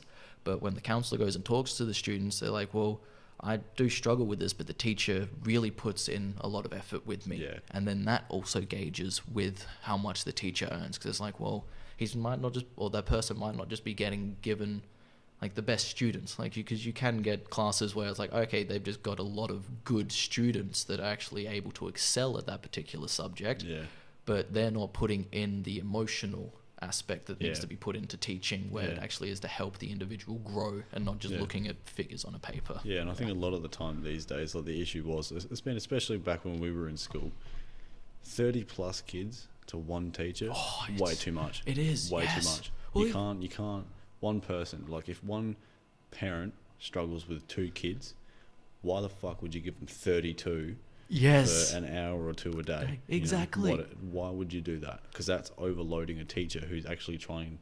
So 1, you've got to look after the kids, make sure they're safe. But 2, then you've got to try and gauge their attention, get their attention, and make sure you keep it for the entirety of that lesson, and make sure that they retain the knowledge that you're trying to pass on to them. Exactly. Yes. That's for 30 kids. That's fucking hard. It is, especially for a teacher. And and then the only way they can the only thing that shows is the kids' abilities. Then, so then that's where you can get a class of like, well, you've got obviously a certain number or a larger number of kids that are actually able to manage by themselves, and they're getting maybe the help at home, but the teacher cannot put in that much effort when it comes to 30 kids. It's like even my primary school, I was in a classroom with 3 different year levels. I was in year 4, and then we also had year 5 and year 6 students, all in that one class with one teacher teaching 30 students from 3 different year levels. I felt like I learned nothing that year. I bet. Yeah. And like, I don't know your thoughts, but I reckon the 30 kid classrooms is good in learning to interact in a large group and being around a large Social number. Aspects. Social aspects. But if you had 3 teachers, so that means then you're having 1 teacher to 10 students, and then they can walk around the entire thing, and then you've or the entire classroom and interact with all of them and get more engaging with individual students. And then you actually, as a student, get more variety instead of having just 1 teacher and 1 personality. You've now got 3. So then it's like, I don't know, this teacher today, he's being a bit of a dick. I'm going to go talk to Miss Margaret or something like that today, because she's much more compassionate and understanding of what I need right now. And you can feel like you actually are respected instead of just looked at as like, oh, I just come here and tick you off and then fuck you off, basically, because to me, I'm just here to get paid. Yeah. I had a teacher in year 7 that was year 7 that was very much like that. Oh, really? Yeah, she was very she was okay-ish teacher, but she very much got under the mentality of short temper. You should know this by now. Like if she goes, right, I want you to write a narrative that involves this and this and this, and you just want to go up and clarify, okay, does this mean this? Does this mean this? Yes. It means what I said. Yeah, but there's different interpretations of that. Well, exactly. Don't worry about the different interpretations. Just write something about what I said. But you could fail me based on your perception of what you think it should be. And compared to mine, but you're not trying to have that understanding with me of what my interpretation, like, for me, being terrible with English, what the frick does a narrative mean? Yeah. Like, I understand it slightly now, but even still, if someone told me to go write a narrative, I'd be like, okay, describe what a narrative is so I can at least get the ballpark or the ball rolling of, oh, this is what I need to start writing. It's the sort of the screenplay of the movie. It's not the lines of what the characters are saying, but what story are you going to be telling? Yeah. That is the narrative, correct? Pretty much, yeah. Oh, okay, right, you can cool. you can include lines, but yeah, no, that is the basic premise of it, yeah. Okay. Right, I'm not as bad with English as I thought I was then. No. I did learn something from Miss Lively then. Yeah. Thank you if you're ever listening. Hey, it was from Miss Strong's in year 8 to year 9, constantly getting D's, to Miss Lively, first term, getting a C+. Made all the difference when it was the teacher that actually helped you, understand where you're going wrong. Yeah, I had Miss Lively for a research project in year 11. Apparently they're getting rid of that now, or it's completely changed. You bastards. I know, right? We had to fucking suffer through that. Sucked, yeah. I always hated that as well with ours, that if you're doing well in your studies, you can do research project in year 11. But if you're shit, go do it in year 12, where you can't have the chance to redo it. I think you should do it with the people that are struggling to do it in year 11. So if they fail in year 11, they can redo it in year 12. And then the people that are not struggling have more of a chance of actually just passing it in one bloody go. Yeah.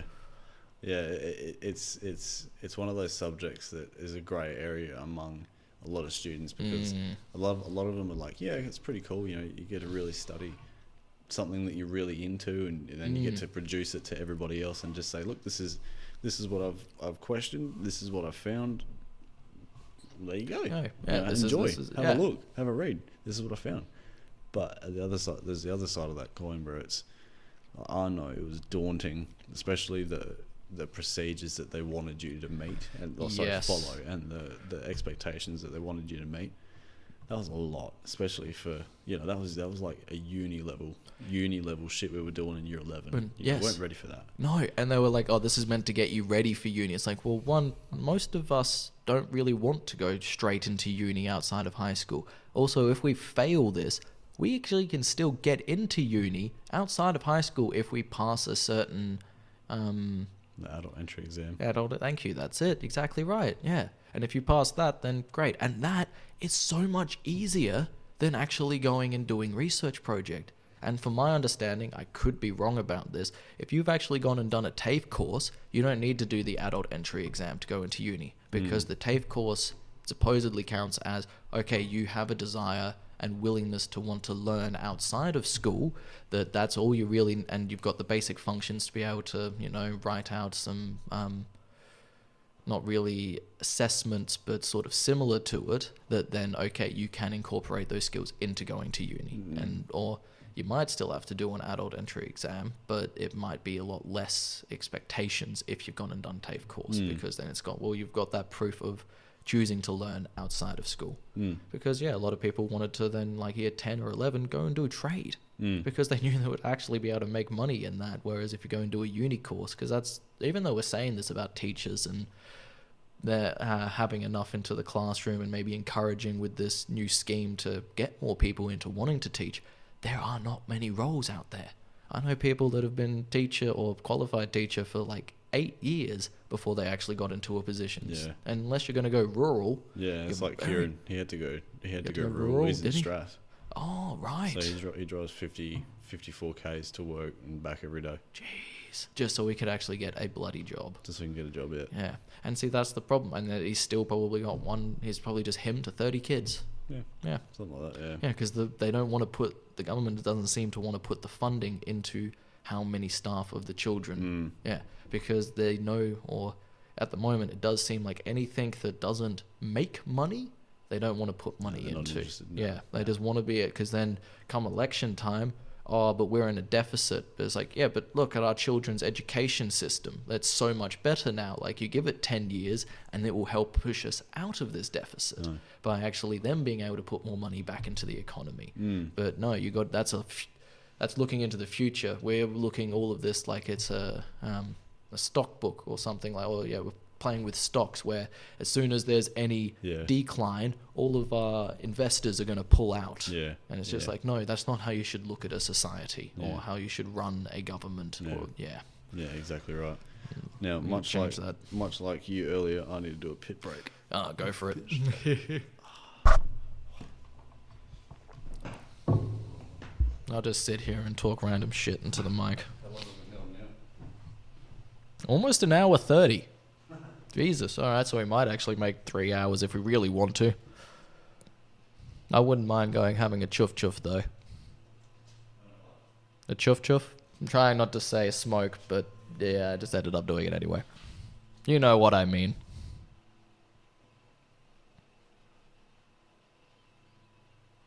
Let's try doing 3 other ones.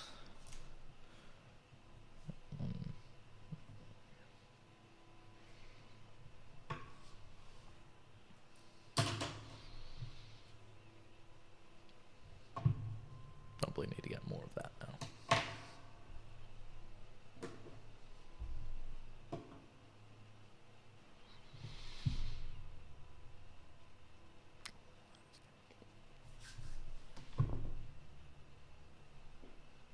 That should be fun.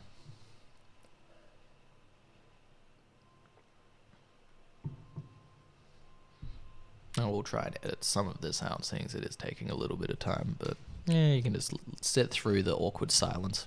Join me with it.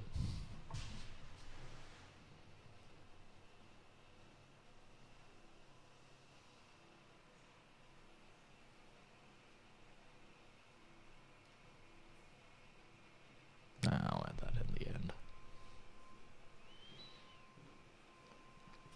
Did you want to have a chuff now or later? Maybe give it another half an hour and then have a chuff chuff and then come back and see what we can produce. Because actually thinking about it, doing these like piss breaks till you fully sit down, I can actually use this to learn how to do the cuts. Oh yeah. And then cutting audio to match the video as well. Because like, yeah, I'm not going to just have them sitting there waiting like 5 minutes while one of us takes a freaking piss or something and then just sees us sitting here. Yeah. Like doing nothing. Like I tried to engage with it, but it just doesn't seem to. It feels awkward. It's just like because I'm not having any backput. I'm just basically talking to the mic by myself. Yeah. Yeah, Right. I was thinking though, another one we could go on, but travel destinations. All right. Yeah. All right. And I was thinking, well, seeing as I'm the one that prompted that conversation point, you can be the one that goes first this time. So, all right. So, do you want to know where I've been, or do you want to know where I want to go? Both. That's what I've put down. It can be either. So right. it's all up to you. So I suppose the easier for me would be where I've been. I went to Scotland twice. Once when I was a kid, and then once a couple of years ago I went with Millie. Trying to get back for about 20 years, but we finally managed to get over there. That's right. And you got that tattoo as well when you were over there. I've got 3 tattoos while I was over there. I've got Deadshot, Two-Face, and then I got a tattoo of my ribs over my scar from my accident. That's the arrow one with the little wheel? A ship, a ship pressure gauge wheel. Yes. Yeah. So that one, to be honest, that's the one I like the most out of all of them because it just looks so old school and it's the funniest one for me. Just there's a little silver lining in the dark cloud sort of thing there. Yes.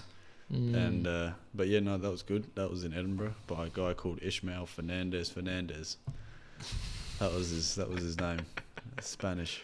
Why Fernandez? That's interesting. That Yeah, I it's. don't know. I wonder if it has a different meaning of just like,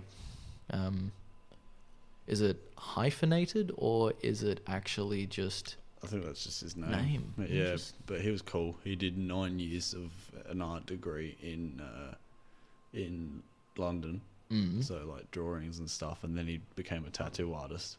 Nice. So he'd been tattooing for about 9 years, and his work was just unreal, just amazing stuff that he did. But when we went in and went and seen him, Millie went first, and she got the Highland cow tattoo on her inside of her right bicep. That's right.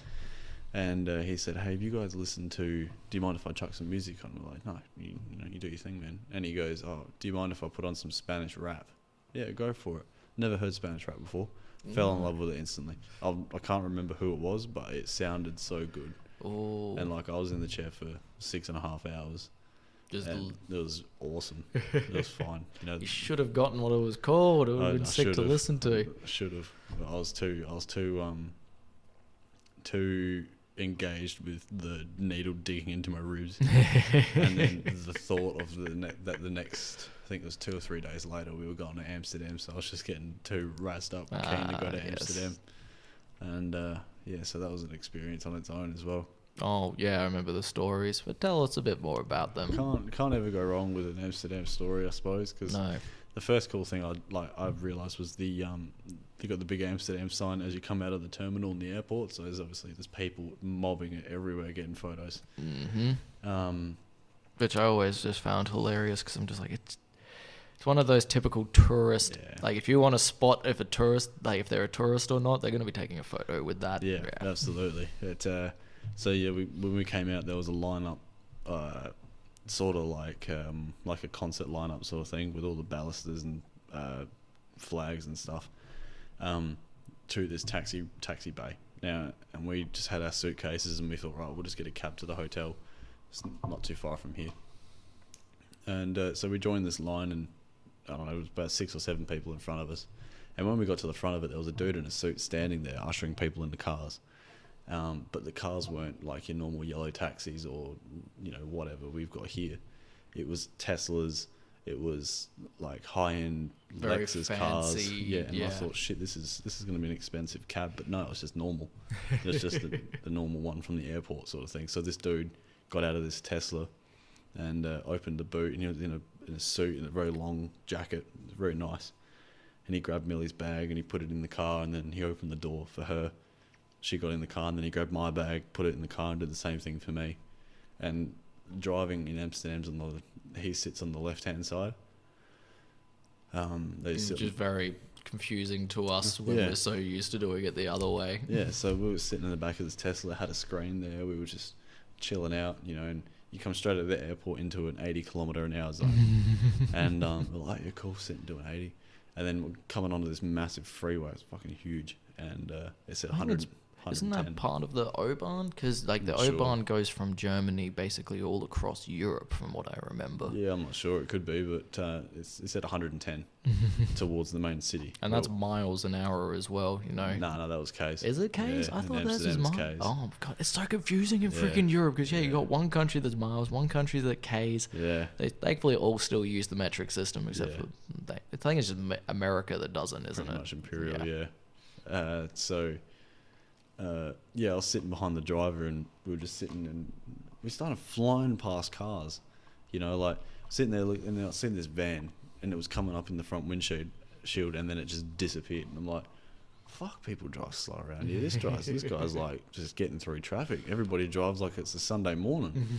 And then I sort of leant to my right and looked over the dude's shoulder and looked at the speedo, and we were doing like 100 and I don't know, high 170s, 180, just cruising down this freeway, fucking flying past people. And this dude was on the phone, had one of the Bluetooth things, one hand on the steering wheel, and we were just cruising past people.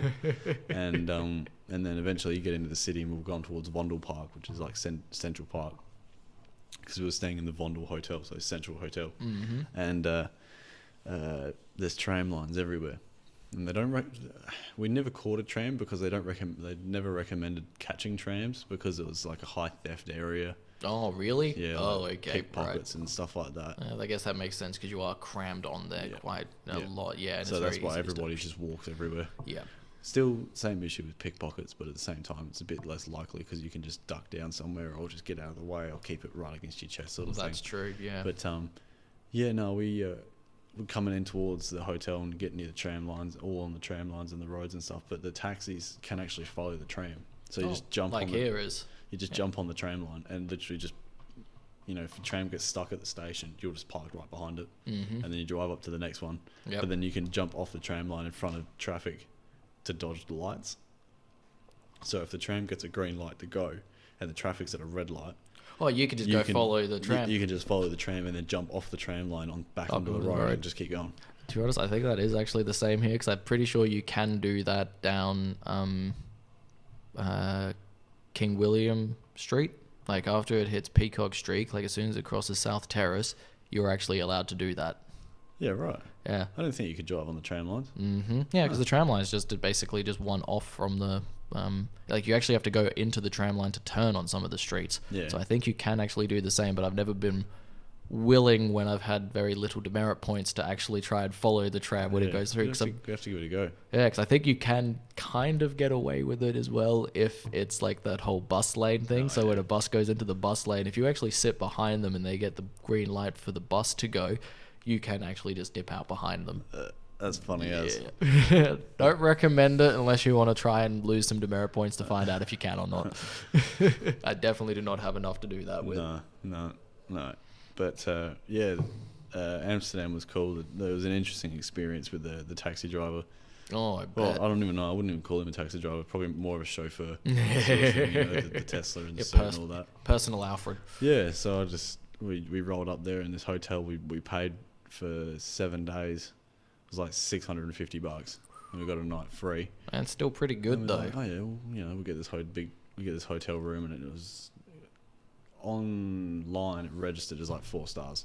We rolled into this lobby, man. It was like marble floor, marble reception tops, mirrored roof. Damn. The bar was looks like something out of fucking Casino Royale. There was a lounging area that was more or less the same. And then they had like this massive gym fit out in the basement. It was like real state of the art stuff. Everything, it would have been a 5-star hotel, but we got it for like 2-3 star hotel prices. Yeah, because like $600 and something for 7 nights. That's less than $100 a night staying at something like that. Yeah, and this thing had like kick-ass room service, big-ass TV, massive shower. So that was good for all the couples. But yeah, the room service, man, it was unreal. Like you'd basically I'd sit in bed and it'd ring up and be like, oh yeah, can I have a full English breakfast, please? And that would come with bacon, eggs, sausage, potato scones, baked beans, hash browns. I think we have to pause this because I'm now getting hungry. It was so good. And was it actually like a decent serving of that instead of like how you get here where you get an English breakfast? It's like, here's 2 pieces of middle rash of bacon, one fucking sausage. This tray would be like a meter long. Holy shit. And they just plonk it on your bed and they're like... Have fun. Yeah, that's a lot of food for you guys. Because then Millie got oats and some other things. But because as soon as you get up in Amsterdam, go straight outside, have a bit of a smoke. There's a coffee shop. Have a little coffee shop, little look around, engage with some locals, and then you're back up in the room for brekkie or whatever. And yeah, it's just this bench. Yeah, this bench top just gets dropped on your bed, and there's just food everywhere, and you just look at it and you think, yeah, this is great. But then you got to do it, you got to eat it all, and yeah, you might have the munchies or whatever. You might be very hungry. But your eyes are always bigger than your stomach. Oh, especially when you've had a smoke. Oh yeah, and scrambled eggs as well. I keep forgetting to get scrambled eggs. But the hotel we stayed in was just absolutely perfect. Had a safe inside the wardrobe as well. So you could actually store any of your real precious valuables. So we put our passports and all that in there. That's a good idea. That's where we kept them, because then you can change the code. Yep. as So well. then no actual employees can try and like, I'll sneak into here, and then Yeah. that is like real 5-star quality. Yeah. Yeah, that's incredible. Yeah, it was really good. Oh, And they should have then, had that at my freaking hostel. And then we just had coffee shops all the way nearby, everywhere. Awesome hotels. We went to the Wax Museum. That was quite an experience. Did you go to the Van Gogh one? No, we went. No, that was closed. Oh, We went to the that was a good one. the Banksy Museum. Oh, right. Yeah, That I was wanted cool. to go into that one, but I only had enough money to go into one, so I Yeah. chose Van Gogh. The Banksy Museum is just they've modelled the inside of the house like some of the walls have got, instead of like 90-degree cornices, it's like It's like- waves. It's yeah, and they it's really- protrude out of it. yeah, Yeah, they do. it's so I heard weird. so much about it. That it was so like weird. it's And so good on shrooms they've to got go this witness room. that. Oh yeah, oh yeah, it was. And they've got this. The last room you see as you're coming out, it's sort of like you take your tour all the way through, and then as you're walking out the back of the place, there's a room that you can walk into, and it's got a mirror on one wall, but then the surrounding the mirror, all the walls and the roof is different sides, like basketball, soccer ball, t-ball, tennis ball, whatever, all painted purple, and they're all stuck to each other on the roof, on the wall, on the floor. Right. And then there's just a mirror in the thing, and it reflects it. It's really weird, but like it's almost like That'd be so trippy. it looks like I don't know, like a lymph node, you know. Oh, okay. Yes. Yeah, it Yep. looks like a lymph node that you're sort of standing inside of it. It's weird. It's so weird. Like you're actually inside a body part, basically. yeah. A living organism. Oh, Yeah. I'll definitely have to try and check that out when I go there next. Yeah, so that was trippy to stand in front of and experience that. But I think the best part was Scotland. Going up, we went up Fort Augustus and to the Loch Ness and all that. Oh, that would have been beautiful to see up there. Found the little cabin where J.K. Rowling got the idea for Harry Potter. It's just on the side of this. It's on the side of this. Right. It's like in this forest sort of thing. It looks like a set of Lord of the Rings. Yep. And there's this like a stone hut on the edge of this cliff edge, on this cliff thing, and there's like slate rocks in the water, like big slate, and the water's just pouring over it and So then it has coming this down real into this river. fantasy sort of feel to Yeah, it. it doesn't look real. And it's like this hut in there, and apparently that's where she came up with the idea for Harry Potter. Wow. The bridge, the water, the slate, and the forest. Just gave her this sort of Yeah. profound realization of Yeah. what she wanted to create. Interesting. Yeah. So I think I it have was cool to heard go that. see. That would have been. Yeah, and it's just in this little nature walk. It's not cordoned off. You don't have to pay to go see it. It's just over there. Yeah. See, that's like nice when they actually have that sort of setup. Like, because I guess she is famous, but it's not like she actually lives there. That when they try and like, oh, this is one of those special places, like we can now pay people to go and see this attraction, it just ruins it. But if you just leave it as being it's what it was, Yeah. and allow people to stumble upon it, basically, if they wish to, Yeah. then it has that more pure beauty to Yeah, it. exactly right. Yeah. No, that's cool. Did you go to the Kissing Stone? I think that's in Scotland, isn't it? No, we did not. No. no. Where you hang upside down. Yeah. And you get herpes I wanted because so to. many people have fucking kissed that thing and they don't ever clean it. The No, amount yeah. of fucking germs. Like, during COVID, that thing would have been fucking rampant with it. If anybody kissed that during COVID, they're fucking idiots. It's, yeah. They're absolutely thick as a brick. Because why? Yeah, no. Not during a global pandemic. You can stick that up your rectum. I don't care how much that thing gets washed off by like just seasonal rain. It's that's not very hygienic. No, not at all. No, but no. How about yourself? What Gulliver's Travels tales? Gulliver's Tales. Well, yeah, I would say mine probably would have been just the Kentucky tour, because when I was in England, when I went over there to try and live and work over there, was more just traveling around, seeing all the different hostels, walking around London, just sort of getting the feel of what it's like to live or to be in that sort of society, because I didn't feel like I was fully just being a tourist after a little while. Like, yes, I didn't have a job, but when I was staying in like Oxford for like a week, I just sort of walked around and just started interacting with all the locals, that it sort of just felt a bit, didn't feel fully foreign Yeah. in a way. Yeah. Like it did have that sort of homely feel. Like as soon as you started engaging with just the local people and they actually knew your name, and when you walked in they said hello to you, like they knew you a bit, like it actually made you feel a little bit more like, I don't feel so far away from home. Yeah, yeah. But it wasn't until going on the Kentucky tour, when seeing all the different styles of culture, like the French, the Germans, like, and just see, like, even though they're so freaking close together, they're basically in a continent smaller than Australia in landmass. And there's the variety and diversity of just the individuals from there. Two different worlds. Two completely different worlds, yeah. One thing that always, like I was saying a bit before, bummed me out was that I was broke when I got to Amsterdam. And that all I could get was 2 joints and only go to see 1 museum. Yeah. But, like, I don't know, when we went on the tram and stuff, like, but when you were saying that, it was very cramped and it would have been perfect environment for pickpockets. Yep. But, didn't... There's I got gypsies lucky. everywhere. Yeah, I didn't get anything stolen. Didn't know anyone from the tour that got anything stolen outside. But like I think I've told you before, our hostel got robbed. Yeah. And a few of the rooms, like I lost my Switch and a couple of other electronic devices. But some of the people lost like their passports and shit, and because people just found the schedule for the tour and then just knew when to strike, and apparently they were not disguised but impersonating like cleaning crew.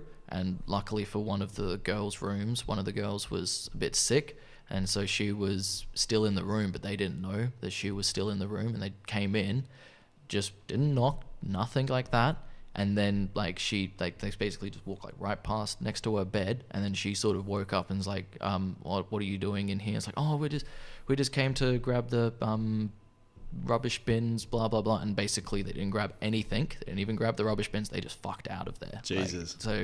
And when, unfortunately though, she felt a bit bad. She's like, I feel like I should have just realized something right then and there, and then alerted everyone, because we could have caught them. But she was sick, so like you had to give it to her, sort of thing. Like don't be too harsh on yourself. Like you would have just tried to like, I just want to go back to bed, but then realizing later like, oh shit, everyone else has been robbed. But they got lucky because she was still in their room. But just even those things happen. Doesn't have to just happen on like the walking out and about. These people will actually try and find like groups and strike on them.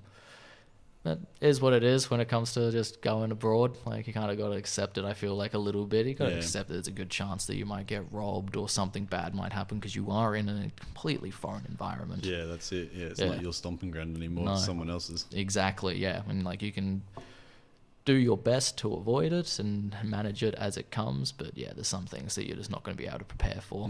But I would say like France was just beautiful. Like just driving around and then going around and seeing like all the famous sites. Like didn't go and see. Okay, I think it is in France where the what was the building that burned down? Notre Dame. Yeah. We got to see that before it burned down, which was good. Yeah. And that was beautiful. The Eiffel Tower, didn't get to go up it, but stood underneath it and seeing all like the lakes and rivers, I guess, are running through. Yeah. And just Rivers. The architects, just the Rivières. That was a terrible French impersonation. But then I would... Most memorable moment of France, though, was going to see the cabaret projectile vomiting at the front entrance as we were leaving, and all I just remember was this purple stream coming out of my mouth and hitting the... this red velvet wall basically right at the entrance, so it would have heavily stayed there. It's like, I really just made a good impact for our tour right from the get-go, because that was the first stop. Everybody out, he's thrown on the red velvet. We're just going to burn the place down. Hey, they gave you freaking free bottles of wine, as many as you wanted, and I was the only one drinking red, so I ended up having like 1.5 to almost 2, and